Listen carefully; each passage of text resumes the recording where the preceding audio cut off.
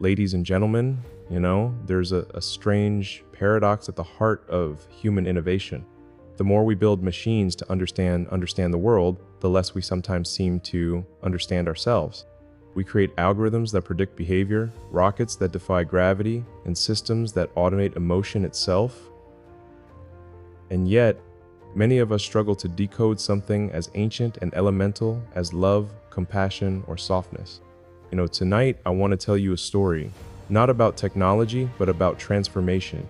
Not about equations or devices, but about the quiet revolution that can occur when one human being touches another, not through force, but through understanding. I once met a man who had built his world around logic. He had an extraordinary mind, sharp, relentless, obsessed with patterns and precision. He viewed emotion as a variable he couldn't control, and so he often avoided it. For him, affection felt like an inefficient system, unpredictable, messy, prone to error. He was driven by the need to create order where there was chaos. Every decision, every line of code, every launch trajectory, every business move, all of it was filtered through the lens of optimization. But something began to change, not through a new theory or invention, but through someone he met, a woman who, unknowingly, became the most profound experiment of his life. She was not like him. Her world was full of nuance, of pauses, of listening. Where he analyzed, she felt. Where he accelerated, she waited. Where he sought data, she sought depth.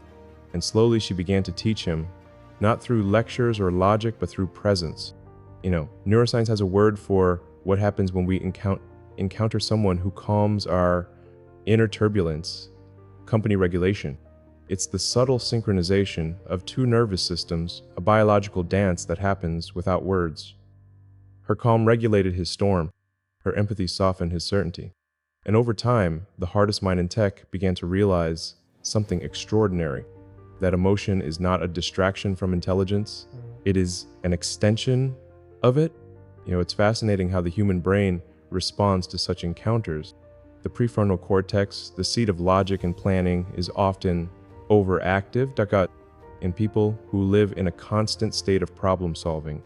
But when paired with someone who embodies warmth, empathy, and safety, the amygdala, that primal center of emotion, starts to relax. Neural pathways begin to integrate, cortisol levels drop, oxytocin, the bonding hormone, rises, and something miraculous unfolds. The intellect does not weaken, it expands. You see, the myth that emotion interferes with intelligence is one of the greatest misconceptions of our age. True intelligence isn't the suppression of feeling, it's the integration of it. The mind was never meant to operate in isolation from the heart. When we ignore the emotional dimension, we create brittle geniuses, brilliant thinkers who can move planets, but cannot move people. He was one of them. Until her, she never challenged his logic, she simply met it with kindness. When he built walls, she didn't try to tear them down. She waited until he opened a door. She understood that some of the most complex systems are not made of silicon or steel. They're made of fear. Fear of failure, fear of being seen, fear of losing control, And slowly, as he began to let her in, something shifted, not just in his mind, but in his work. His designs became more humane, his leadership softened, the harsh edges of efficiency began to give way to empathy, where once he saw humans as components in a system, he started to see them as living, breathing contributors, each with stories, vulnerabilities, and hearts that longed to be understood. What changed wasn't his intellect, what changed was his relationship with vulnerability.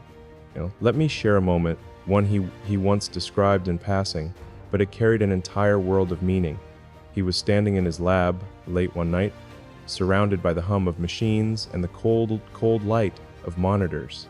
She walked in quietly, placed a hand on his shoulder, and said, "You don't have to fix everything tonight." Simple words, almost trivial. But in that instant, something ancient and buried within him stirred, because those words, spoken with such gentle certainty, revealed a truth that his equations never could, that the world doesn't always need fixing. Sometimes it needs feeling. Neuroscientifically speaking, that moment was a recalibration. Emotional connection activates what we call the default mode network, the dot-sound node, part of the brain associated with self-reflection and meaning. For years, his neural activity had been locked in the task-positive network, the circuit that drives goal-oriented behavior.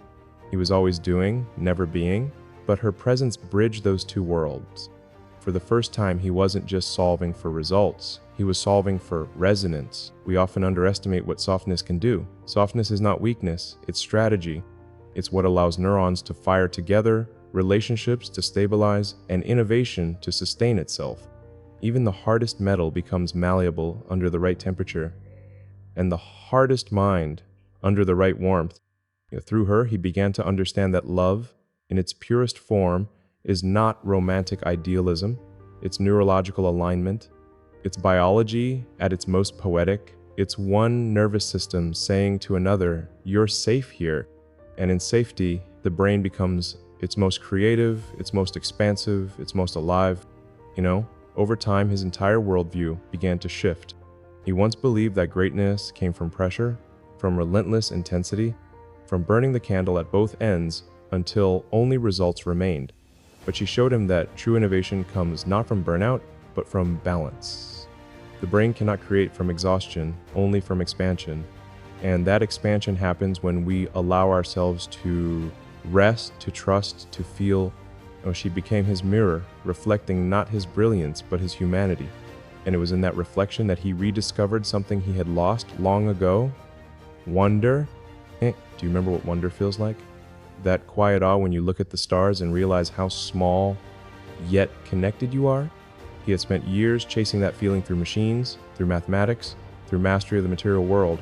But he had forgotten that wonder is not found in what we build, it's found in what we feel. In the early stages of love, neuroscience tells us that dopamine floods the system, that rush of excitement, that sense of possibility. But as relationships mature, the brain's chemistry evolves.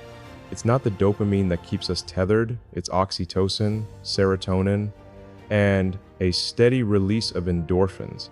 These are the chemicals of stability, trust, and peace. She was not the lightning bolt that electrified his world. She was the gravity that grounded it. And from that grounding, he began to create with more compassion, more vision, more connection. What's most fascinating is how this transformation mirrored a larger truth about humanity itself. As a species, we've built tools that extend our reach, amplify our power, and accelerate our progress. But we've also built emotional armor, layers of digital detachment that protect us from pain, but also isolate us from empathy. He learned through her that connection is not an obstacle to greatness, it is its foundation. And once he understood that, his life, his work, and his legacy began to align in ways even he could not fully explain. Because here's the secret most of us miss: brilliance without love is brittle. Empathy doesn't dilute genius, it completes it. The mind may design the future, but the heart decides whether it will be worth living in.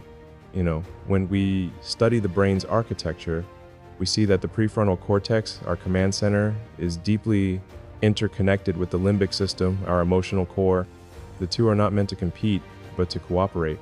The woman who softened his mind didn't dismantle his intellect. She integrated it. She built a bridge between cognition and compassion, reason and resonance, and that bridge changed everything.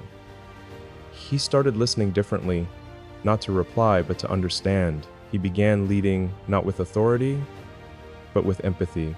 He replaced performance metrics with human potential. His companies didn't just grow, they began to glow because people felt seen, valued, inspired, and all because one woman dared to be gentle in a world that rewarded hardness. Ladies and gentlemen, the greatest revolutions are not technological, they are emotional. The future of innovation doesn't depend solely on faster chips or smarter code, it depends on the emotional intelligence of the people who build them. The next frontier isn't outer space, it's inner space. And sometimes it takes one person, one presence, one softness to remind even the most logical mind that humanity is not a bug in the system. It's the source code itself. Ladies and gentlemen, I've often wondered what exactly happens inside the brain when a person, once consumed by control, begins to let go. It's almost alchemical, the transformation from rigidity to receptivity. Neuroscientifically, we call it neuroplasticity, the brain's ability to reorganize itself by forming new neural connections. But psychologically, it feels like something deeper. It feels like forgiveness. Well, when he began to allow softness into his world, his neural architecture literally changed. The pathways that once fired only for logic began to fire for empathy. The same circuits that once processed data began to process emotion. His capacity for awareness expanded, not outward, but inward. He began to experience what the mystics and scientists alike call integration. Integration is when the brain's left and right hemispheres, the analytical and the intuitive, start to communicate harmoniously. It's when logic and love begin to speak the same language. For years, his left brain had dominated the conversation. It spoke in formulas, systems, efficiencies, but through her, his right brain, the artist, the dreamer, the empath, began to whisper again, and those whispers became innovations of a different kind. Not products, not launches, but connections more profound than any market disruption.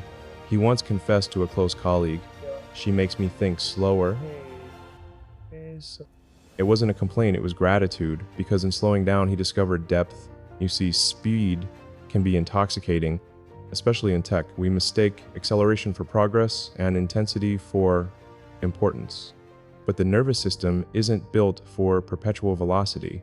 Even the most complex circuits in the human brain require pauses, synaptic gaps that allow information to be processed. Information to be processed, meaning to be made. She was that pause, that sacred gap between stimulus and response, between pressure and peace, between thinking and being. One evening, after a long stretch of work, he sat beside her watching the sunset. For once, he didn't analyze the color spectrum or calculate the Earth's rotation rate. He just watched, and when she turned to him and said, "It's beautiful, isn't it?" He didn't answer, isn't it? He didn't answer. He didn't need to. In that silence, his brain was doing something it hadn't done in years, resting, integrating, healing. It's remarkable how healing and connection are inseparable.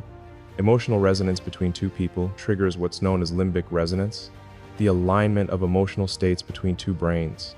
It's the reason a baby calms when held, or why we mirror each other's expressions unconsciously.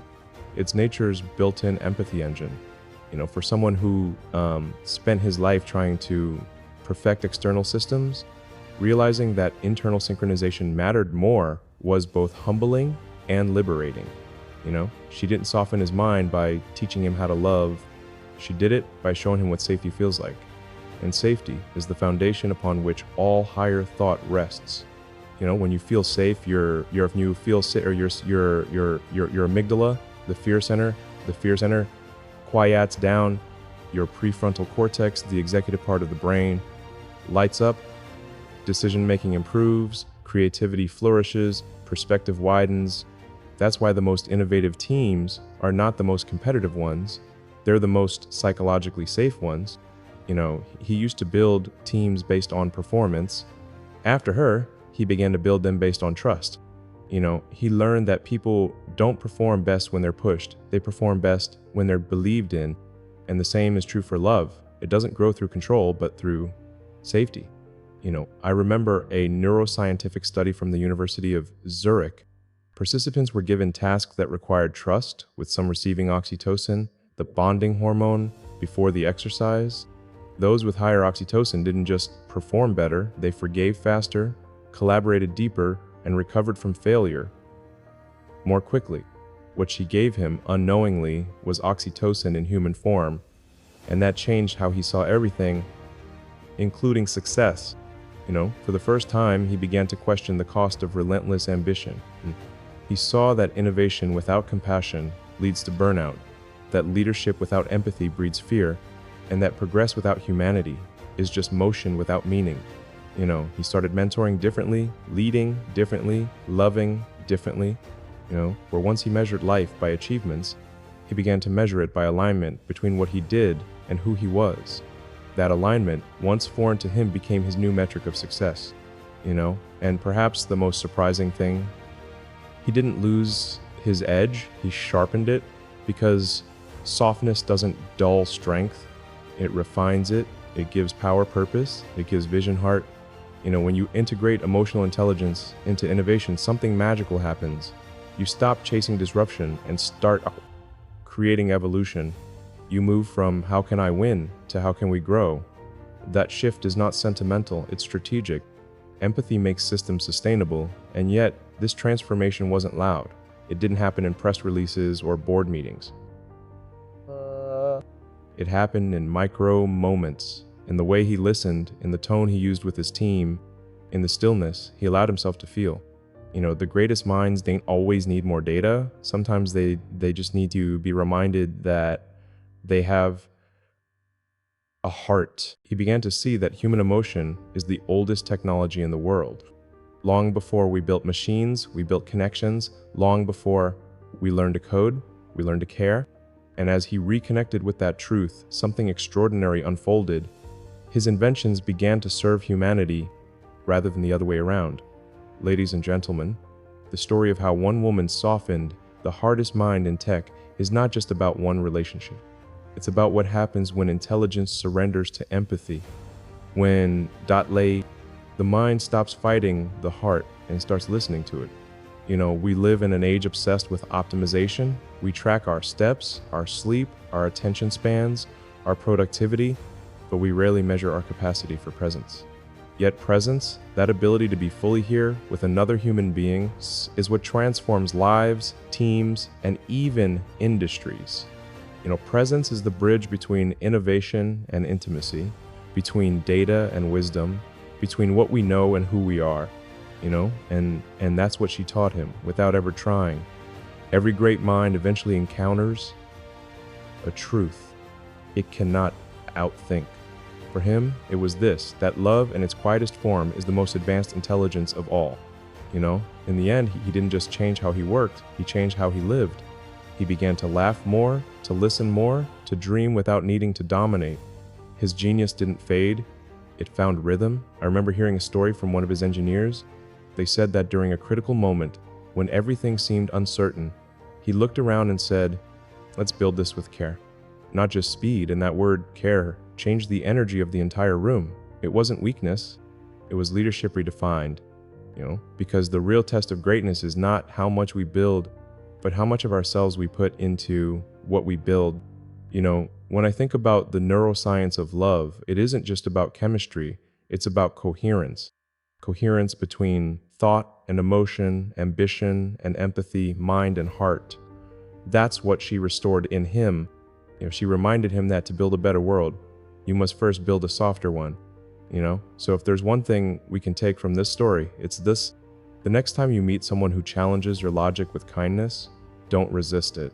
Let it shape you, let it recalibrate you, because perhaps the most courageous act in a world obsessed with strength is to remain soft. Soft enough to listen.